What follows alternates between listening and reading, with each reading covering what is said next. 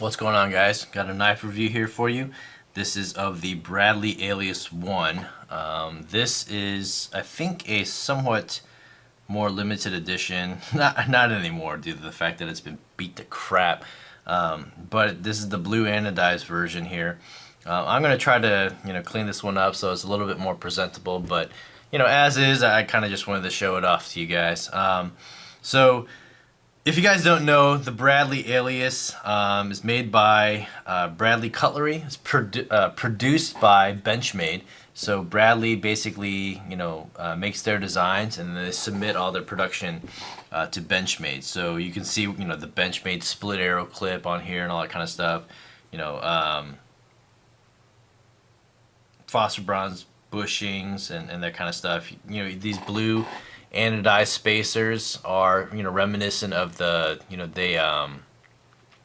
Benchmade mini onslaught, that production version, with the carbon fiber and D2 blade steel, the anodized aluminum back spacers right there. So I would assume that was pulled from the Bradley Alias design, or at least the pieces and all that kind of stuff. The one good thing, I'll just say this right off the top. If you guys know Benchmade, if they produce any frame lock or liner lock knife, they always have their things tipped down. They don't even offer a tip up solution. I think, if I'm not wrong, save for the Bradley Alias line, even though produced by Benchmade, this is the only Benchmade, if you will, knife that has tip up carry, with a frame lock. Okay, so that's pretty, that alone is pretty awesome. So one of the reasons I stay away, and you guys have heard me probably say this, many times now about my 760 LFTI. The reason I don't carry that knife is because it's tipped down and there's some jimping issues and all that kind of stuff. So yeah, I just want to say that right off the bat. But Bradley Cutlery, basically they saw the Sebenza, plain Jane Sebenza. Obviously, this has got the micarta. Saw the plain Jane Sebenza and were like, we can make a knife like that for cheaper. And so that's what they kind of aspired to do. And so, they basically took all the specs of the Sebenza, without copying their exact design. Basically put together a flow-through design, titanium, presentation scale, frame lock, simple clip, and S30V at the time, knife, and we'll put this together, and it will be comparable to a plain Jane Sebenza. Sebenza that I think starts out at either $410 or $425 for the regular, just plain titanium version. Right now, even though it's been upgraded to S30V or S35VN, sorry, at that price point, Bradley's basically saying, we can make a knife with those materials for much cheaper price. I think right now the Bradley Alias sells for hold on a second, let me check. I know around like 240 or so. Yeah, so an Alias 1 with G10 sells for about two something. Anyway, so they're all around 200 to 230 or $240. That's retail. You can probably find them for quite a bit cheaper. I got this one for a really, really great price, actually. But again, it's used. This dude splashed battery acid on his knife. So I might just try to do an acid stonewash and send this in to Tough Thumbs or something down the road once I kind of clean it up and fix it up to my liking. But mainly, this video is going to be doing a comparison of these two knives. Here you got it against, again, Sebenza, Umnumzan, pretty much the same thing than Les George VCP. This is, the Les George actually is my only kind of plain Jane, straight up titanium knife right now outside of this one. Got some, huge ones like Hinders and all that kind of stuff. But anyway, so That aside, you know, the Alias has got a 3.6-inch blade. You know, this one's a 3.65-inch blade, so it's a very it's basically a negligible difference. Overall length is basically the same from what I'm seeing here. It might be just a hair shorter, but it's you're not going to be able to tell. Like I said in the beginning, you know, when I first got my Bradley Alias, maybe I was just biased. I probably was, but I really didn't like it. Comparison to the Sebenza.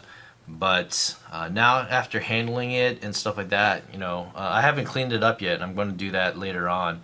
I know that, you know, there's no pivot bushing in this knife, and but all the same, it's still Benchmade smooth in the sense of, you know, flips out very well. There's lockup is great. You know, there's no blade play whatsoever after I tighten the pivot. No up and down. Lockup is late for this knife, and again, I'm going to clean it up and carbonize this lock face so that it doesn't stick or anything like that anymore. In terms of hardware differences, you know, you got a aluminum thumb stud, aluminum backspace, not backspacers, pillar standoffs, which is, you know, slightly different from the Sebenza with its titanium, a large standoff here, and titanium. I think, actually, I'm not sure if that is titanium, that barrel, or not. And then you got kind of that volcano thumb stud and all that kind of stuff. You do have a hardened titanium lock face here on the Sebenza, so that's one difference. And then, you know, ornamentally, you've got the the little lanyard pin over here, and then the standard, like, these are hex screw Allen wrench screws here for construction. And obviously ornamentally, this one's you've got the options of all the inlays, micarta, or the computer graphics, or, you know, the Kubichans, or, you know, whatever you want to add on the Sebenza, you can do that, but it's going to cost you an arm and a leg to do that. Alias is basically, you can get a black blade, you can get a G10 version, you can get the gray titanium or the blued anodized titanium version. So that's pretty much what you're limited to. They also do offer the Alias II, which is comparable to the Sebenza, the small Sebenza. Okay, so one thing about this knife, I believe the scales on the titanium are slightly thinner, a thinner stock than what the Sebenza is. If you were to compare these two knives next to each other here, you know, I think you can see that the Sebenza's got slightly thicker titanium. It's, you know, chamfered on the sides here, so you got the nice angles. So machining and stuff like that is definitely more aesthetically pleasing on the Sebenza. You know, even just like the milling here on the front of the Sebenza, you know, back of the Sebenza, you got all the different lines and all that kind of stuff. So again, aesthetically, I think you know, in my opinion, the Sebenza is definitely a much prettier knife. Blade-wise, I think that the Sebenza is definitely a lot prettier. This has a high hollow ground knife, and then the Bradley is kind of a saber. You got the swedge up here, and then a saber grind. So it's kind of like more like a spear point blade, if you will. I mean, I know it's a drop point, but it kind of reminds me more of a spear point blade. And then this bevel right here is a flat ground blade. I think, you know, both at its thickness, I think this thickness is probably around 0.115, probably similar to a lot of other Benchmates. If I'm comparing it, it might be 0.125 actually. Let me see if it says here.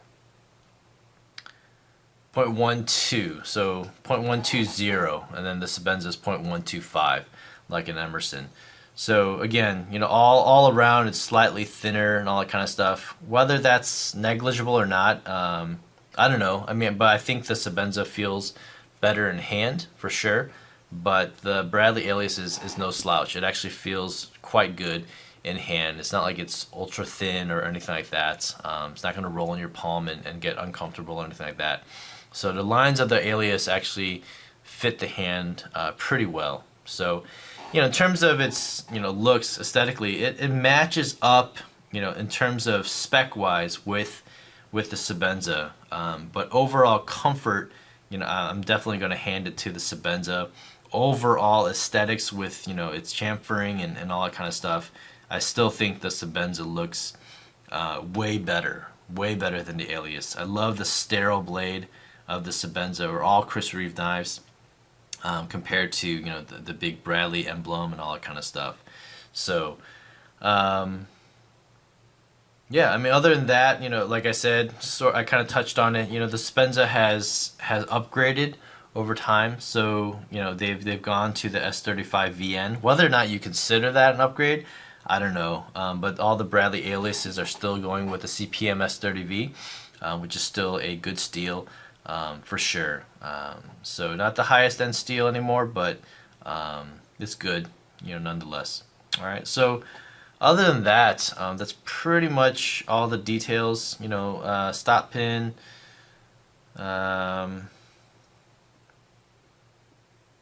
Yeah, I think it's probably like a press fitted stop pin here and all that kind of stuff. The Sebenza, if you've ever taken apart a Sebenza, you know that these pillars are all separate. It's all separate titanium. This kind of barrel comes off the screws. So these screws, the female screws, go all the way in through the scales, and then you screw it in with the male screw here. And fit and finish on this is impeccable. Fit and finish on this one is actually really good too. It just doesn't have the same feel or quality as a Sebenza. So I don't know if it's that whole like you get what you pay for kind of thing, but it's not to say that Bradley Cutlery, they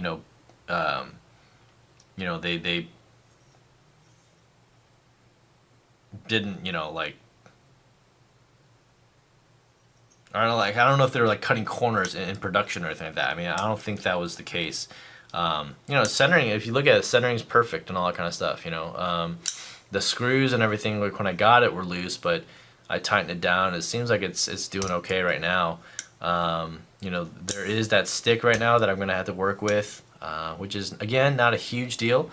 So anyway, overall, honestly, I don't know. Okay, here's the thing. I got this knife for $105, which is a steal. That's a steal. At $240 or $220 that I sometimes see these knives go for. I mean, usually in the secondary market, you can probably get it for like $170, $180 or something, if not less, especially if you get it used and all that kind of stuff. At those prices, again, I would save the money and go for a used Sebenza, because you can very oftentimes you can find a used Sebenza for around like $300, $325 or something, if you're lucky. And so I would save the money and just go for the real thing. This is not the real thing. This is something that they made to not even compete, but almost pay tribute to the Sebenza. They wanted to make one that people could afford. That's why they always call this one the poor man's Sebenza. And they should just market it as I mean, they do market it as the Alias, but as its own knife. Forget the whole like having to compete with Sebenza and all that kind of stuff. Because if you try to do that, I think it's gonna fail pretty much every time. But if you see it as its own knife, this is a great knife, and I plan on carrying this. I plan on using this quite a bit actually. So after this video, I'm gonna clean this up. I'm gonna try to Scotch-Brite it a little bit, and I'll put up another video on how it turns out. These spots are still gonna be here, so down the road, if I can do something with that, then I'll do that. So anyway, Bradley Alias, in my opinion, I think it's a great knife for sure. Aesthetically, it actually looks pretty good. So yeah. So let me know what you guys think. Comments down below. Thanks guys for watching. You guys take care, and I'll see you guys in the next vid. Bye.